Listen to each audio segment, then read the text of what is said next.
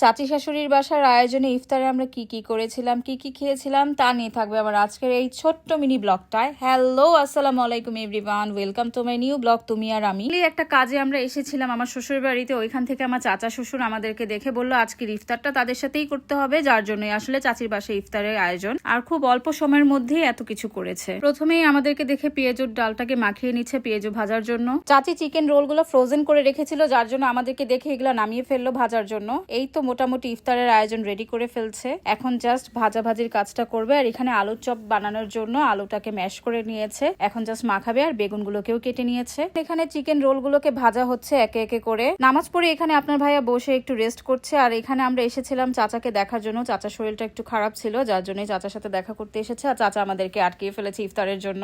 এই তো মোটামুটি আমাদের ভাজা পোড়া হয়ে গিয়েছে। ফ্রেঞ্চ ফ্রাই ছিল, বিভিন্ন ধরনের ফল ছিল, চিকেন রোল ছিল, ভাজা পোড়া ছিল। আমার শাশুড়িও আবার আমাদেরকে দেখে উপরে ইফতারি বানিয়েছিল, যা নিয়ে একদমই এখানে চলে এসেছে। একটা সময় ছিল যে সবাই মিলে আমরা একসাথে ইফতার করতাম, বাট আসলে এখন কারো সময় ব্যস্ততা সবকিছু নিয়ে ওরকম হয়ে ওঠে না, যার জন্য ওই জিনিসটা আর নেই। তবে আজকে অনেকদিন পরে একসাথে ইফতার করতে পেরে খুবই ভালো লেগেছে। ইফতারের আয়োজনেও চাচি যতটুকু পেরেছে ততটুকু করেছে, বেশ ভালোই আয়োজনে ছিল। আর চিকেন রোল গুলা কিছুই খুবই মজা ছিল। আর আসলে সবাই মিলে একসাথে ইফতার করলে সবকিছু এমনি একটা অন্যরকম মজা লাগে। এত কম সময়ে এত কিছু যে করা সম্ভব হয়েছে, এটাই অনেক বড় কথা। আমার শাশুড়ি উপর থেকে ইফতারি গুলো বানিয়ে এখানে নিয়ে সোজা চলে এসেছে, যেহেতু চাচা বলেছে আজকে একসাথে ইফতার করবে। এখানে রুয়াবজাও বানানো হয়েছিল, এটা আমার শাশুড়ি বানিয়ে নিয়ে এসেছিল। আমার ছোট ননদটা এখানে একে একে করে সবার প্লেটে ফলগুলোকে সুন্দরভাবে সাজিয়ে দিচ্ছে। আর ও মাশাআল্লাহ খুবই লক্ষ্মী, ও সবকিছু মোটামুটি পারে। অনেক সময় দেখা যায় যে ওর মতো আমিও এত কিছু পারি না। আর তাছাড়া ওই চিকেন রোল গুলাকে ও বানিয়েছে, মাশাআল্লাহ, না বলে কেউ যাবেন না। তরমুজ, আপেল, নেশপাতি, আঙ্গুর, খেজুর, আনারস, পেয়ারা, বিভিন্ন ধরনের ফল ছিল, গুড়ের শরবত ছিল। ইফতারের সময় এখানে আপনাদের ভাইয়া, তার ভাই,